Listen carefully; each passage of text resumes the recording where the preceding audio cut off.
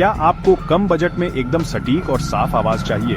तो लीजिए, पेश है K9 बोया माइक। नमस्ते दोस्तों, आज हम बात करेंगे K9 बोया माइक्रोफोन के बारे में, जो सिर्फ और सिर्फ दोस्ताना मोबाइल सेंटर कैमगंज में मिलेगा।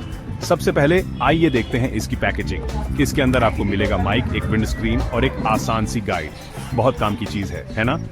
अब बात करते हैं इसके खासियत की। K9 बोया में है हाई क्वालिटी ऑडियो कैप्चर, जो आपके हर काम के लिए बिल्कुल सही है, चाहे वो ब्लॉगिंग हो, पॉडकास्टिंग हो या फिर साफ आवाज में फोन पर बात करना हो। और ये हल्का फुल्का और आसानी से कहीं भी ले जाने लायक भी है। तो फिर देर किस बात की? आज ही जाइए दोस्ताना मोबाइल सेंटर कायमगंज और ले आइए अपना K9 बोया माइक्रोफोन। यकीन मानिए, आपके दर्शक आपको दुआ देंगे। देखने के लिए शुक्रिया। लाइक बटन दबा दीजिए और नए टेक्नोलॉजी वीडियोस के लिए सब्सक्राइब करना मत भूलना। मिलते हैं अगली बार।